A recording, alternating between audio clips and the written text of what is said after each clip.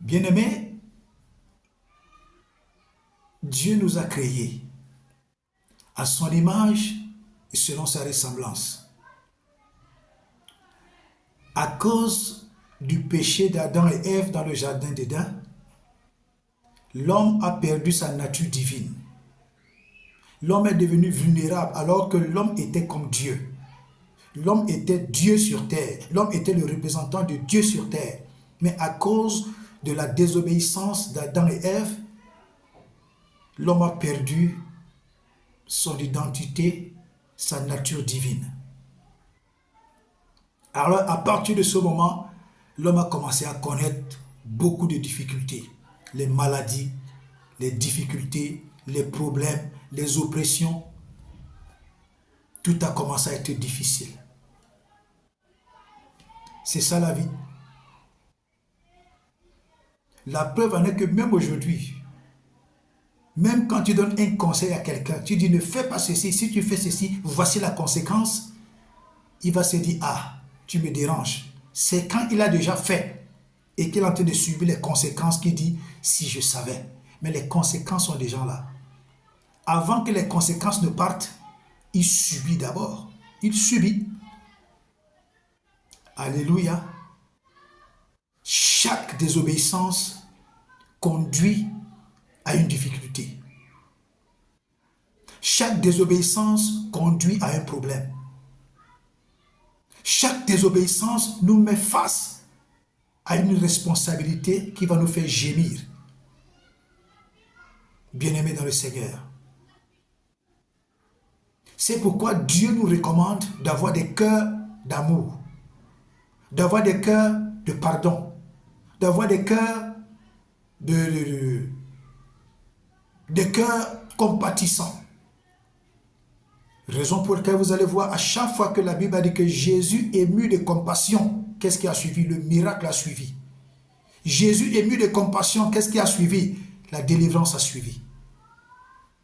Pourquoi? Quand un cœur est rempli d'amour, un cœur est rempli de compassion, un cœur est rempli de considération pour son prochain, pour son frère, pour sa soeur, c'est un cœur qui est disposé à manifester la puissance de Dieu, à recevoir les grâces et les faveurs de Dieu. C'est pourquoi Dieu a pris le soin de dire à l'homme, garde ton cœur plus que toute autre chose, car de lui viennent les sources de la vie.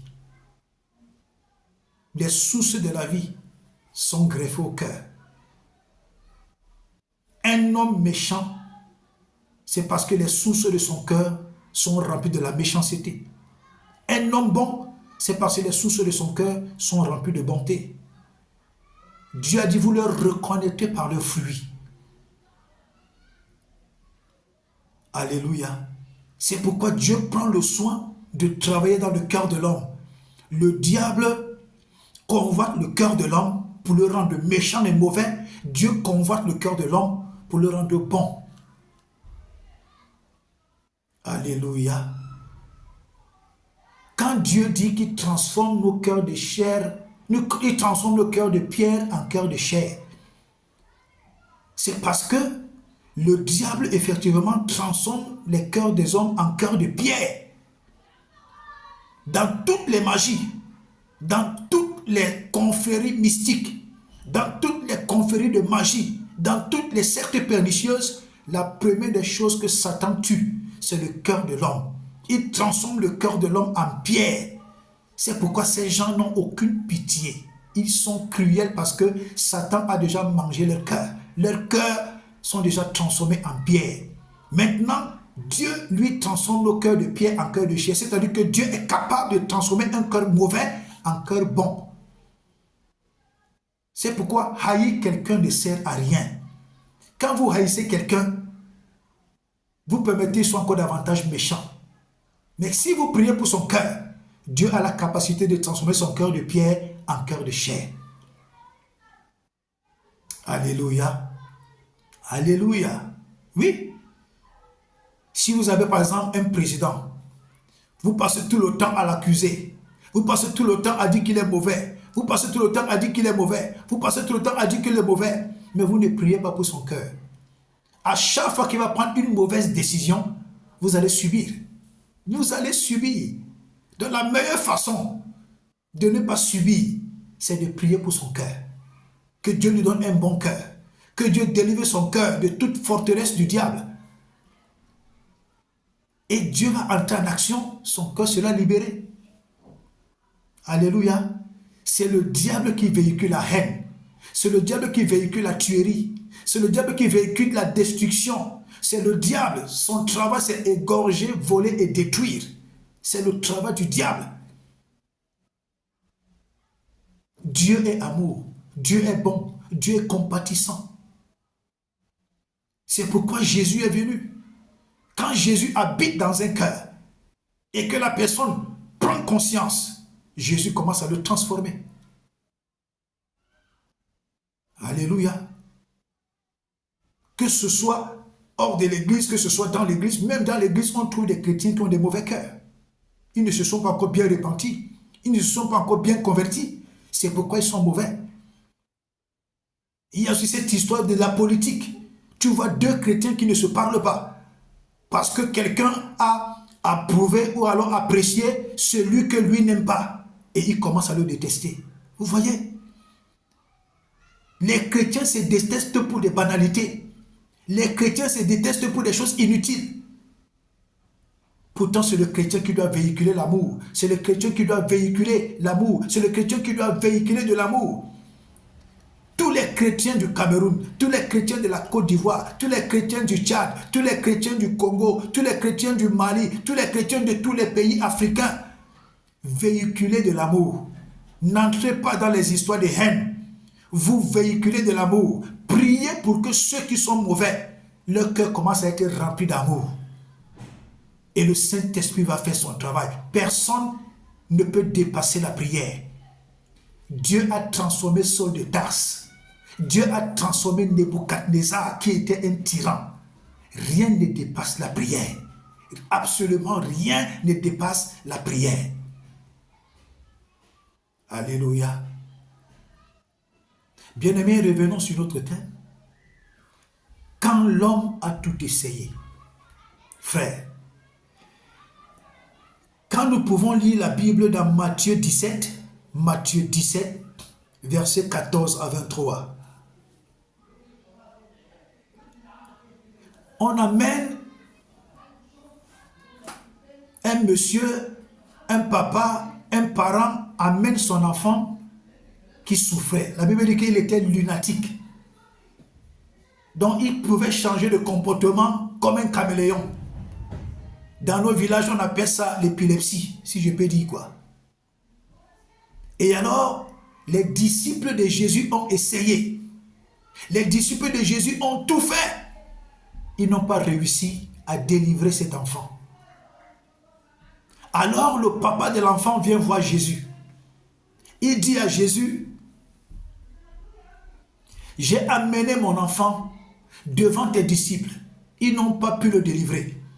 C'est un enfant qui tombe constamment dans le feu. Il tombe constamment dans l'eau.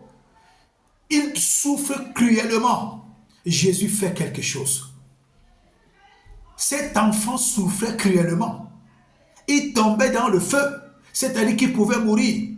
Il tombait deux fois dans l'eau, c'est-à-dire qu'il pouvait mourir. Il souffrait cruellement. Mais il a souffert avec ce mal. Il a enduré ce mal. Il a été vraiment tourmenté, perturbé par ce mal. Mais le jour qu'il a rencontré Jésus, son histoire a changé. Le jour qu'il a rencontré Jésus au travers de son papa, son histoire a changé. La foi de son père, la détermination de son père a fait que Jésus fasse quelque chose dans sa vie. Alléluia. Mon frère, ma soeur, quelle qu'en soit la situation dont tu souffres, quel qu'en soit le nom de la maladie, quel qu'en soit le nom que les médecins t'ont donné, quel qu'en soit le diagnostic que les médecins t'ont donné, quel qu'en soit le diagnostic que les docteurs t'ont donné, quel qu'en soit le diagnostic que la médecine a donné, paludisme, typhoïde, cancer, hépatite, paralysie, AVC, quel qu'en soit le nom de la maladie que les médecins ont donné, Jésus-Christ aujourd'hui dit que cette maladie n'a pas l'autorisation de rester dans ton corps. Cette maladie n'a pas l'autorisation de te brimer. Cette maladie n'a pas l'autorisation de te perturber. Jésus dit à cette maladie de dégager de ton corps, de dégager de tes cellules, de dégager de tes nerfs, de dégager de ton système sanguin, de dégager de ton système immunitaire. Jésus dit à cette parole, Jésus dit à cette maladie au travers de ma bouche, sors de ce corps, libère ce corps, libère ce corps, libère ce corps, sors, va-t'en dans les lieux arides au nom puissant de Jésus. Jésus ordonne à cette maladie de dégager de tes cellules, de dégager de ton corps, de dégager de ton sang, de dégager de tes nerfs, de dégager de ton système immunitaire. Jésus donne l'ordre à cette maladie de dégager au nom de Jésus. Bien-aimés dans le Seigneur Jésus, quand nous pouvons lire à partir du verset 19, il est écrit, alors les disciples s'approchèrent de Jésus et lui dit en particulier, pourquoi n'avons-nous pas chassé ce démon? C'est à cause de votre incrédulité, leur dit Jésus. Je vous le dis en vérité, si vous avez de la foi comme un grain de sénévé, vous direz à cette montagne, transporte-toi d'ici là, et elle se transportera. Rien ne vous serait impossible. Mais cette sorte de démon ne sort que par la prière et par le jeûne. Alléluia. Cette sorte de démon ne sort que par la prière et par le jeûne. Jésus dit à ses disciples, je vais vous supporter jusqu'à quand? Incrédule, je vais vous supporter jusqu'à quand? C'est à cause de votre incrédulité que vous n'avez pas pu chasser ce démon. Depuis que je vous dis que la vie de prière est importante, depuis que je vous dis que la vie de communion avec Dieu est importante, depuis que je vous dis prier tous les jours est important, vous avez cru que j'étais en train de plaisanter avec vous. Maintenant, voilà une petite situation, un petit démon qui vous a dépassé à chasser. Je vais vous supporter jusqu'à quand? Mon frère, ma soeur, commence à te prendre en charge. Commence à donner de la valeur à ta vie. Commence à donner de la considération à ta vie. Aie une vie de prière. Aie une vie de prière. Aie une vie de prière. Deviens une maison de prière. Deviens une machine à prier. Deviens un grand combattant. Deviens un grand homme de guerre dans la prière. Si tu ne pries pas sérieusement, si tu n'as pas une vie de prière, il y a certaines bénédictions qui vont t'échapper. Si tu n'as pas une constante vie de prière et que tu t'amuses à introduire constamment la distraction et le jeu dans ta vie, il y a des bénédictions que tu ne recevras jamais. Tu vas te contenter des miettes. Tu vas te contenter de recevoir des choses médiocres. Tu vas te contenter de recevoir des choses qui n'ont pas de valeur. Parce que toi-même, tu n'as pas donné de la valeur à ta vie. Plus tu pries, plus tu montes, plus tu pries, plus tu as accès à certaines grâces. Plus tu pries, plus tu as accès à certaines grandeurs. Plus tu pries, plus tu as accès à certaines bénédictions, des grandes bénédictions. Accès à la grâce, accès à la grande bénédiction. Plus tu pries, plus tu montes. Plus tu pries, plus tu évolues. Plus tu pries, des portes s'ouvrent. N'introduis pas la distraction dans ta vie. N'introduis pas la distraction dans ta vie. Aujourd'hui, le monde nous propose la distraction à tout vent. La distraction devant la télé, la distraction devant le téléphone, la distraction devant les réseaux sociaux, la distraction dans les faux commentaires, la distraction comment il faut haïr ton président, il faut haïr ton ministre, il faut haïr ton frère, il faut haïr ta soeur, il faut haïr une tierce personne. Ça, ce sont des grosses distractions. Ça ne te rapporte rien. Ça ne te rapporte rien. Au contraire, ça te rend con, ça te rend imbécile, ça te rend irresponsable, ça te distrait. Ne t'occupe plus des choses qui ne te rapportent rien. La prière te rapporte. Les moments de communion avec Dieu te rapportent. Les moments d'intimité avec Dieu te rapportent. Si tu pries une fois par jour, tu ne vas pas recevoir des grandes choses. Tu dois prier au moins 2 fois, 3 fois par jour. Tu dois avoir des programmes de prière personnels. Tu dois prendre des programmes de jeûne et de prière pour réclamer au ciel de vomir tout ce qui t'appartient. Tu dois appeler la grandeur dans ta vie. C'est très important. Ne laisse pas la place à la distraction. Ne laisse pas la place à la distraction. Jésus a dit à ses disciples, jusqu'à quand vais-je vous supporter? Je vous ai appris à prier. Je vous ai donné les techniques de prière. Jusqu'à quand vais-je vous supporter? Bien-aimés dans le Seigneur, pendant tout le temps que nous avons passé à l'église, le Saint-Esprit a permis que nous puissions passer dans des programmes de prière. Nous avons eu des programmes de prière. Nous avons reçu des techniques de prière. Nous avons eu la façon de prier même. C'est à nous maintenant de prendre cette responsabilité. Ce que nous sommes en train de traverser maintenant dans ce grand village, le fait que nous soyons isolés dans nos maisons, ce sont des moments de prière. Dieu nous impose des moments de prière. Dieu est en train de nous dire que chacun se prépare dans sa maison, dans son lieu secret, comme David s'est préparé dans la forêt. Quand il est sorti de la forêt, c'était pour commencer à accéder vers le palais royal. Si pendant ces moments, tu es seulement dans ta maison pour regarder la télé, pour regarder ton téléphone, tu ne pries pas, tu ne grandis pas dans la prière, tu n'appelles pas les grandes choses pendant ces moments de retraite. Quand tu vas sortir de là, tu vas sortir vide. Tu vas sortir vide. Que ces moments où tu passes dans ta maison, ces moments où ce grand village nous impose une façon de vivre, c'est Dieu qui permet ça. C'est Dieu qui permet tous ces moments, toutes ces situations, c'est Dieu qui les permet. Pour que chacun de nous commence à prier. Il prie, qu'il bâtisse sa vie dans la prière pour que des grandes portes commencent à s'ouvrir. Quand tu es dans un endroit où Dieu ne te veut pas, tu vas manger les miettes. Tu vas manger les miettes. Mais si tu es dans un endroit où Dieu te veut, tu vas expérimenter l'abondance. Alléluia. Alléluia. Oui, bien-aimé dans le Seigneur, donne de la valeur à ta vie. Amen. Nous continuons avec la deuxième histoire dans Luc 7, verset 11 à 19. Luc 7, verset 11 à 19.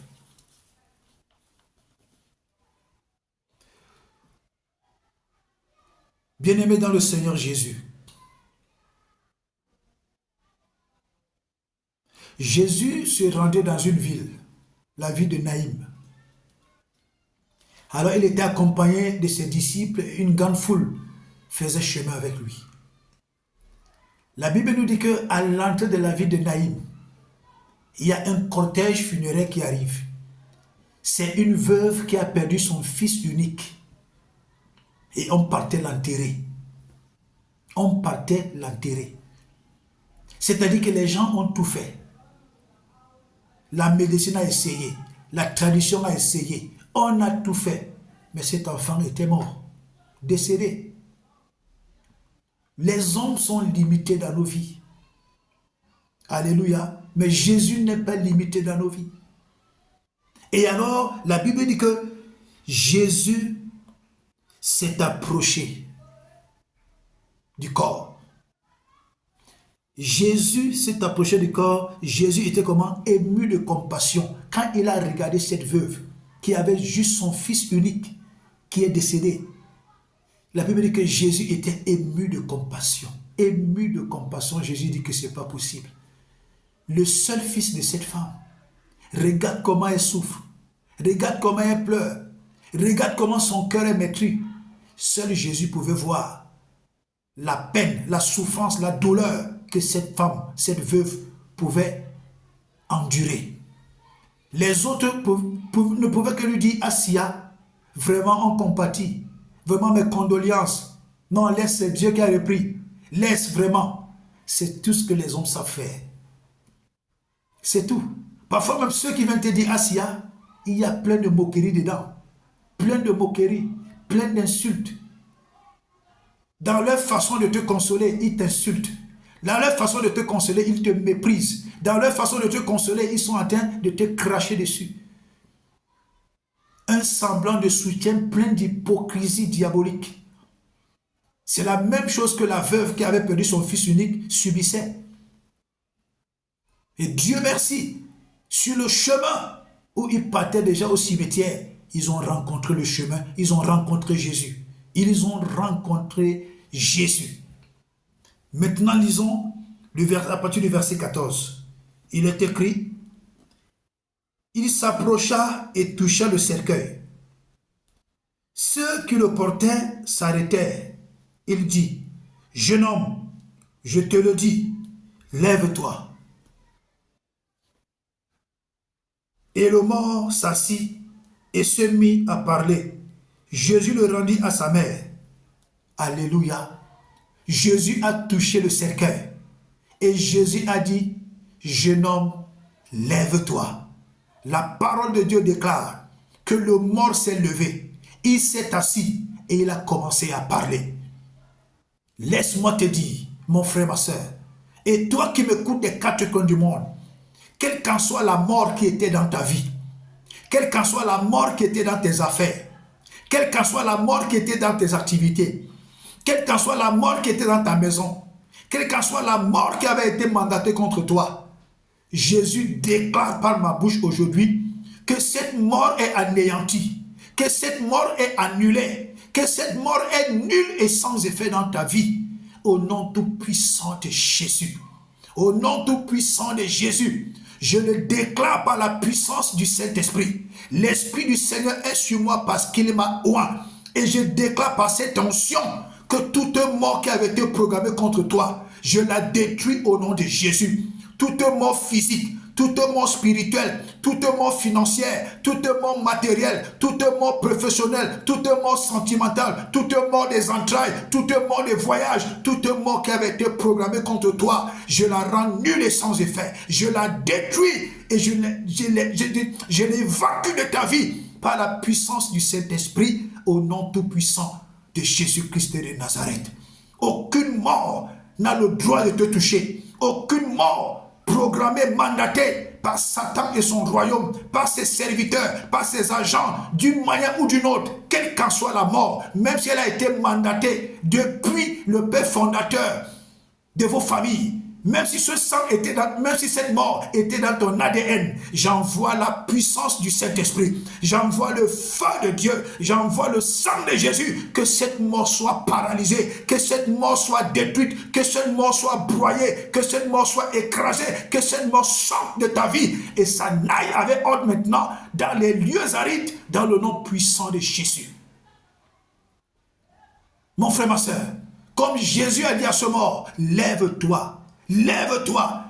J'ordonne à ta vie financière de se lever. J'ordonne à ta vie matérielle de se lever. J'ordonne à ta vie professionnelle de se lever. J'ordonne à ta vie sentimentale de se lever. J'ordonne à ton mariage de se lever. J'ordonne à tes projets de se lever. J'ordonne à tes entreprises de se lever maintenant, de recevoir l'onction d'accélération et de commencer à marcher pour la gloire de Dieu dans ta vie. Au nom tout-puissant de Jésus. Alléluia. Rien n'est impossible à Jésus. Rien n'est impossible à Jésus. Rien n'est impossible à Jésus. Partage cette vidéo pour qu'elle fasse du bien à quelqu'un. Au nom puissant de Jésus. Le verset 15 dit, et le mort s'assit et se mit à parler. Jésus le rendit à sa mère. Tous furent saisis de crainte et ils glorifiaient Dieu disant, un grand prophète apparut parmi nous. Et Dieu a visité son peuple. Cette parole sur Jésus se répandit dans toute la Judée et dans tout le pays d'alentour. Que le miracle que Jésus accomplit maintenant dans ta vie étonne ceux qui te connaissent. Étonne ceux qui croyaient que ta vie est finie. Étonne ceux qui croyaient que tu es appelé à la misère. Étonne ceux qui croyaient que tu es appelé à la stagnation. Que le miracle de Jésus dans ta vie commence à étonner des multitudes. Commence à étonner plusieurs. Commence à étonner tous ceux qui croyaient que tu es condamné à la misère. Au nom puissant de Jésus. Que ton témoignage aille dans les villages, dans les quartiers, dans toute la nation. Que ton témoignage soit glorieux parce que Jésus est entré triomphalement dans ta vie. Il a opéré le miracle de l'heure puissamment dans ta vie, dans le nom puissant de Jésus. Bien-aimés dans le Seigneur Jésus, si nous pouvons encore parler de cette histoire, Cette histoire dans 2 Rois 13, verset 20 à 21, où les ossements d'Élisée ont ressuscité un mort. Les ossements d'Élisée ont ressuscité un mort. Les ossements d'Élisée, ont ressuscité un mort. Élisée était un grand prophète. Élisée était un puissant serviteur de Dieu. Élisée était rempli du Saint-Esprit. Élisée était ouin du Saint-Esprit. Élisée était rempli de la vie de Dieu. C'est pourquoi je déclare, sois rempli de la vie de Dieu. Sois rempli de la vie de Dieu. Commence à lire ta Bible. Commence à méditer ta Bible. Et une vie permanente de prière. Et les moments de communion, les moments de qualité avec Dieu. Dieu va te remplir. Dieu va te remplir. Il va remplir tes os. Il va remplir ta moelle épinière. Il va remplir ton sang. Il va remplir tout ton corps. Il va remplir tes os au point où partout où tu vas arriver, tu vas être la solution pour beaucoup de personnes. Partout où tu vas faire la plante de tes pieds, à cause de l'abondance de la vie de Dieu en toi, tu vas ressusciter les morts. Tu vas guérir les malades. Tu seras la solution pour beaucoup de personnes. Bien-aimé dans le Seigneur Jésus, quand tu ne mets pas du sérieux dans ta vie, tu freines le plan de Dieu dans ta vie. Quand tu ne mets pas du sérieux dans ta vie, tu ralentis le projet de Dieu dans ta vie. Dieu veut que tu fasses des grandes choses. Dieu veut que tu commences à faire des grandes choses. Mais toi, tu donnes la place à la distraction. Dieu veut que tu commences à lire ta parole. Dieu veut que tu commences à la méditer. Dieu veut que tu commences à avoir la connaissance de la parole de Dieu. Dieu veut que tu commences à avoir une vie permanente, constante de prière. Dieu veut que tu deviennes une maison de prière. Dieu veut que tu commences à avoir des moments de communion, de qualité avec lui. Parce que Dieu veut t'utiliser. Mais toi, tu donnes la place à la distraction. Mais toi, tu donnes la place aux inquiétudes. Mais toi, tu donnes la place aux lamentations. Mais toi, tu donnes la place aux choses qui ne te rapportent rien. Tu freines le plan de Dieu. Tu freines la mission de Dieu. Tu empêches à la grandeur d'entrer dans ta vie. Aujourd'hui, les enfants de Dieu se contentent des miettes. Ils se contentent des miettes. Dès qu'il a une petite situation, il dit que non, c'est bon pour moi, c'est le terminus. Pourquoi les enfants de Dieu aiment les choses médiocres comme ça? Pourquoi les enfants de Dieu aiment s'attacher éternellement sur des médiocrités, des choses qui ne les rapportent pas la grandeur? Pourquoi? Pourquoi les enfants de Dieu se contentent des choses minables? Pourquoi? Pourquoi? Tellement nous donnons de la distraction. Nous donnons de l'importance à la distraction au point où c'est nous-mêmes qui empêchons à la grandeur de venir dans nos vies. C'est nous-mêmes qui empêchons à la grandeur de se manifester dans nos vies parce que nous donnons l'importance aux choses médiocres, aux choses qui ne nous rapportent rien, à la distraction. Frères et sœurs, nous donnons 70% à la télé. Nous donnons 10%. Nous donnons 70% à la télé, au téléphone, aux réseaux sociaux. Vous voyez même aujourd'hui, les enfants de Dieu publient même des choses qui n'édifient pas. Avec ton téléphone, tu ne fais pas les exhortations. Tu ne fais pas les programmes de prière que tu peux publier. Mais tu joues avec ton téléphone. Ça prouve que ton âme, ton esprit aime la distraction. Frères et sœurs,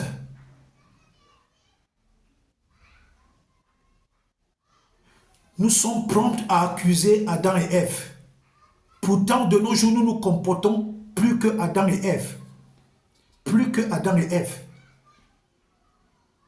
Nous donnons de la valeur aux choses qui nous imposent la vie minable. Nous donnons de la valeur aux choses qui nous imposent une vie médiocre. Nous donnons de la valeur aux choses qui nous imposent une vie de misère. Tu as un salaire, à peine tu payes la maison, à peine tu payes la maison, tu n'as plus rien à manger. Mais c'est quoi cette vie? Il faut aspirer aux choses meilleures. Il faut désirer les choses meilleures. Il faut soupirer aux choses meilleures. Il faut se donner une détermination pour atteindre et commencer à expérimenter la grandeur et les choses meilleures.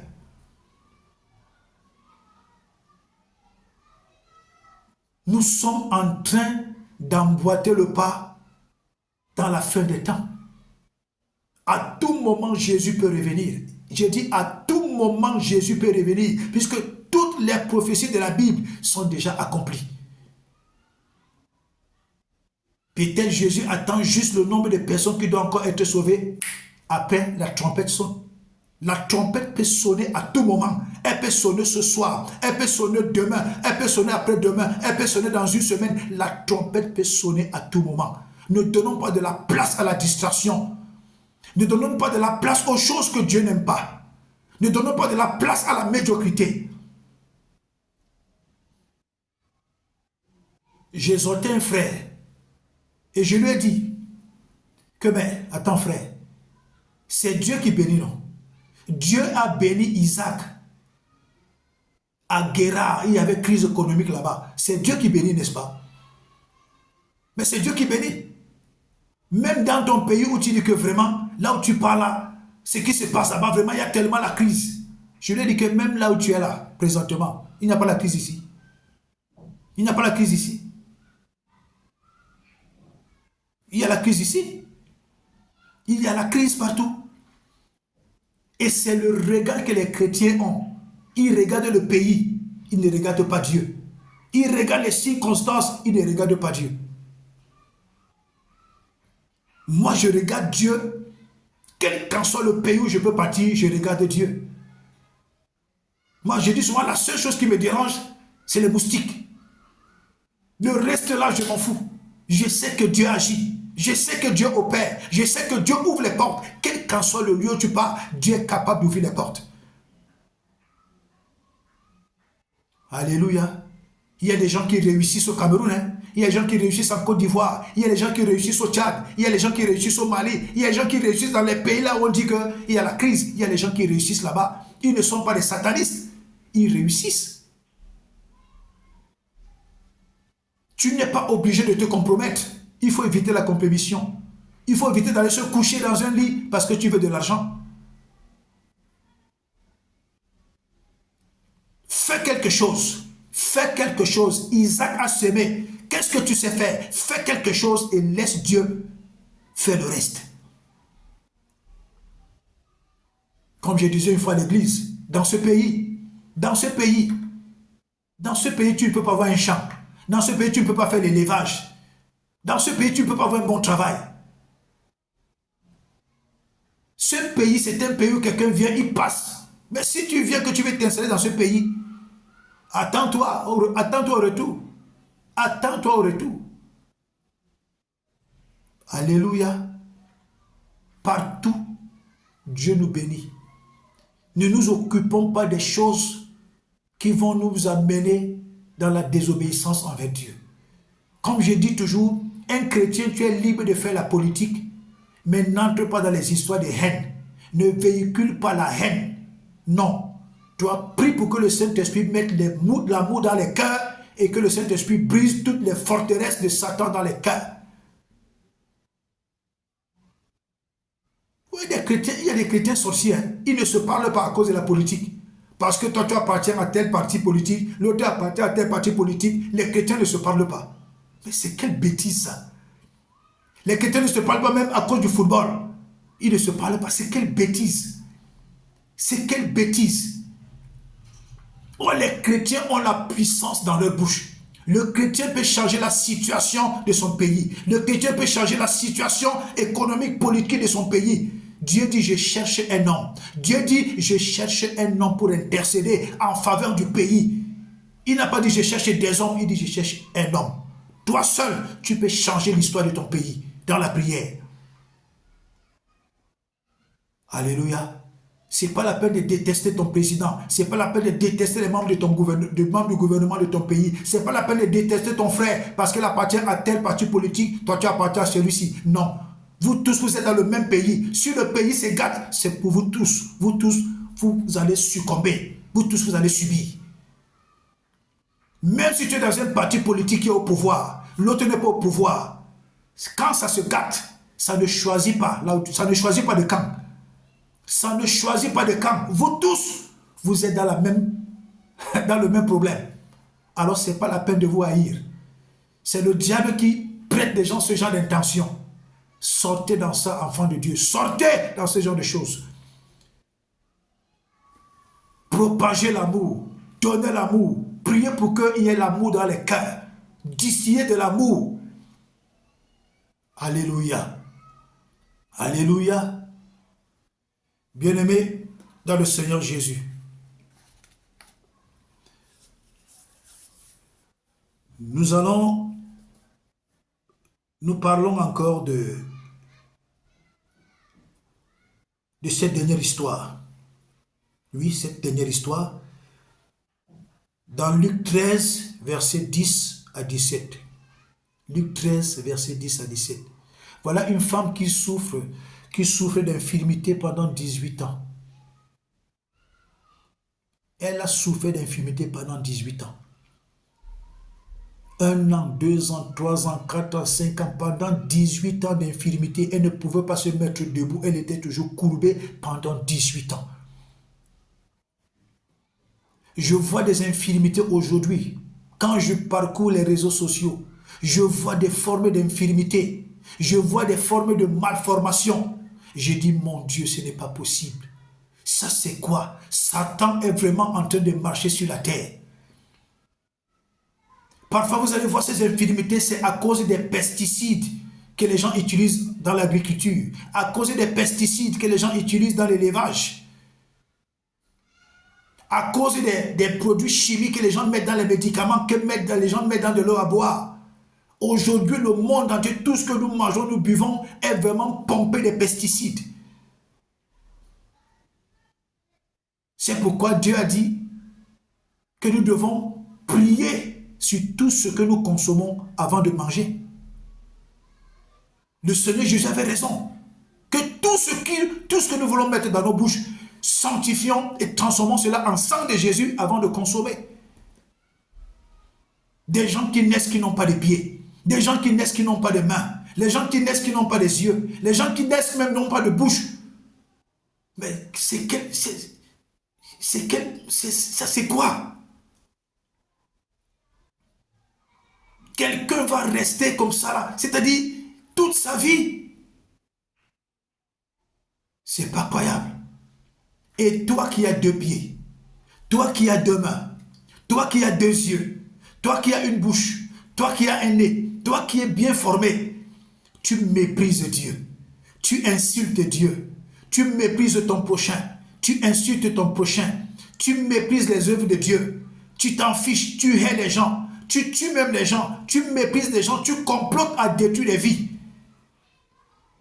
Pourtant, il y a des gens qui n'ont même pas des pieds, des mains. Ils en ont besoin, ils ne peuvent pas. Mais toi, tu bafoues la grâce de Dieu dans ta vie. Est-ce que tu sais qu'une maladie peut te déformer? Une maladie peut te paralyser. Une maladie peut te détruire. Une maladie peut te rendre moche. Une maladie peut te ridiculiser. Toute ta vie. Et tu meurs comme un chien. Ce n'est pas la peine d'être mauvais. Ce n'est pas la peine d'être méchant. Ce n'est pas la peine de contribuer à détruire les autres. Je dis une toute petite maladie peut te détruire. Je dis une toute petite maladie. Tu pars dans tous les hôpitaux spécialisés avec tout ton argent, avec toute ta fortune, avec tout ton pouvoir, avec tout ton rang social. Cette maladie te ridiculise, elle te détruit.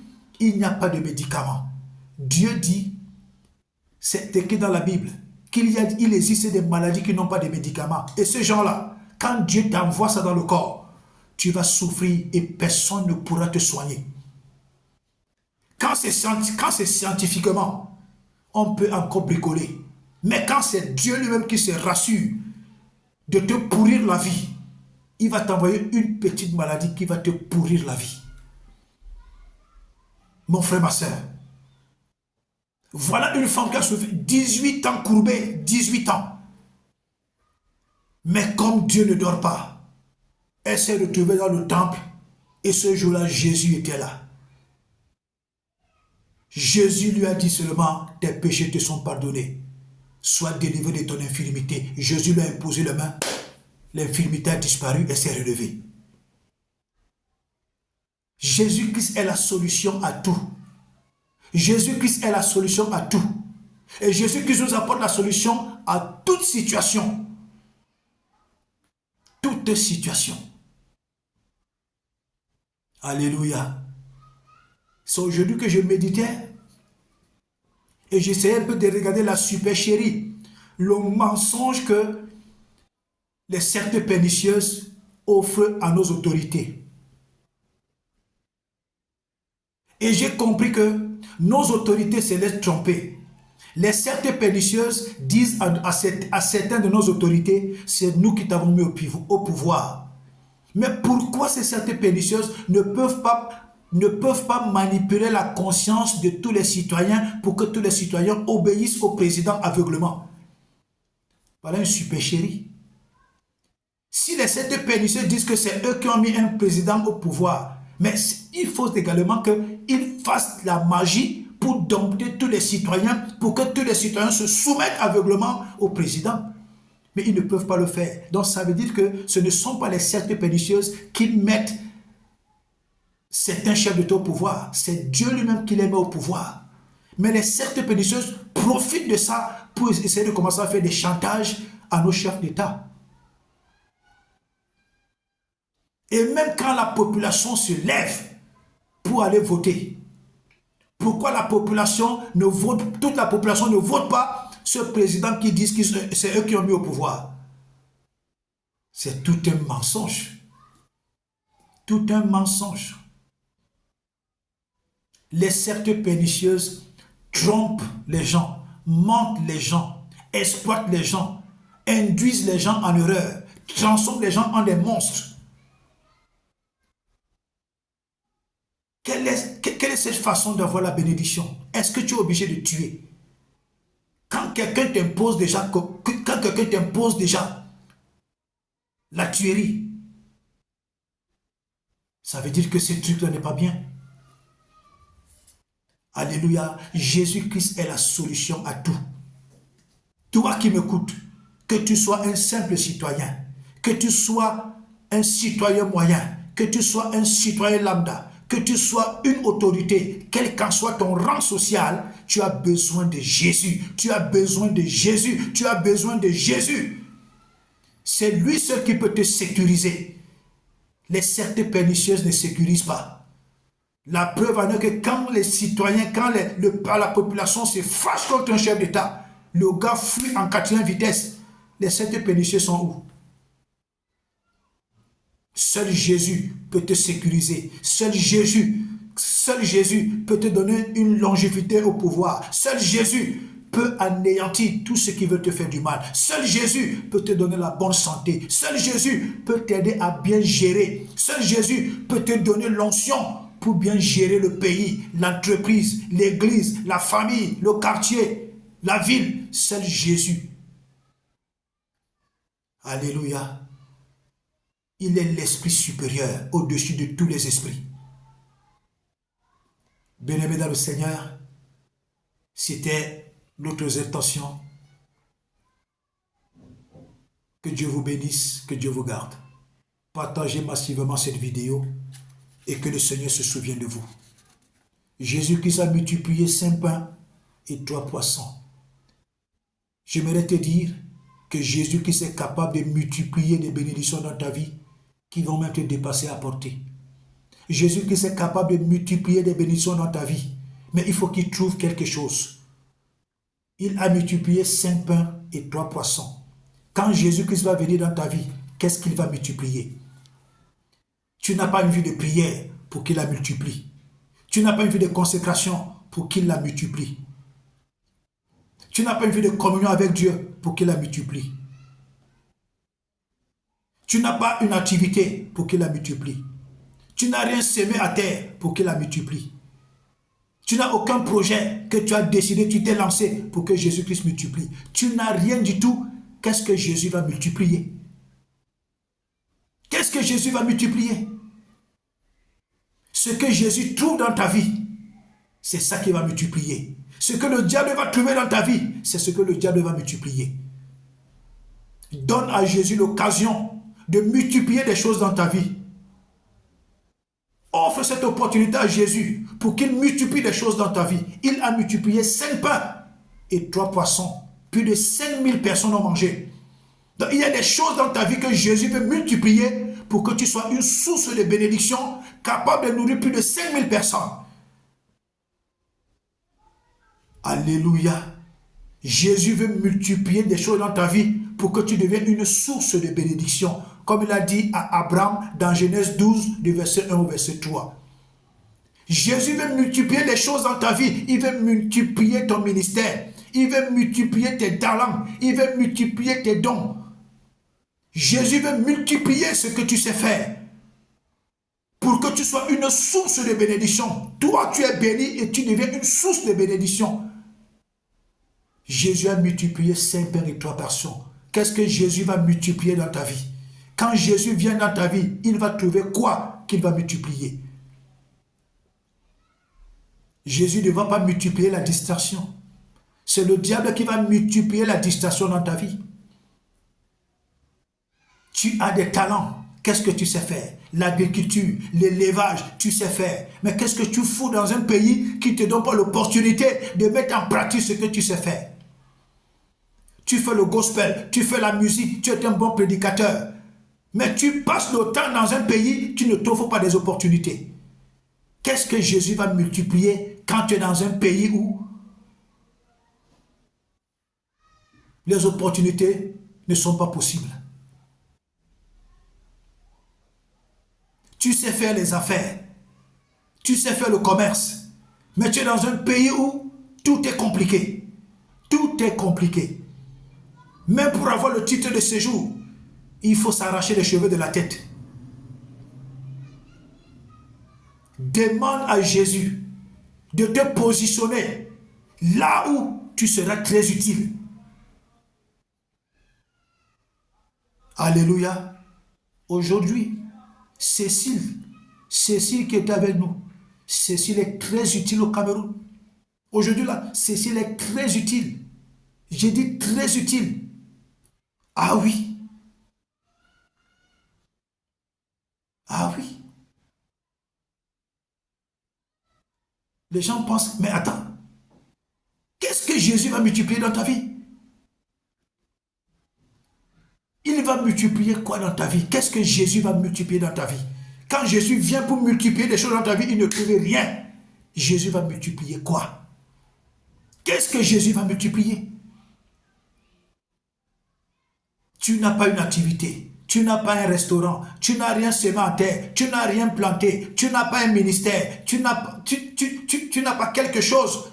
Tu es même dans le gospel. Est-ce que tu as des albums? Quels sont tes projets? Tu n'as aucun projet, tu n'as rien du tout. Jésus va multiplier quoi? Qu'est-ce que Jésus va multiplier? Tu travailles, tu n'as pas de projet. Jésus va multiplier quoi?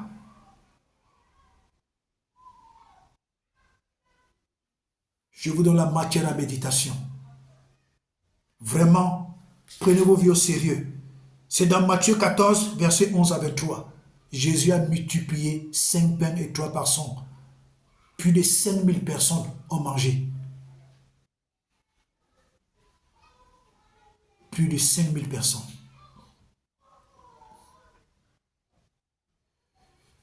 Prends ta vie au sérieux.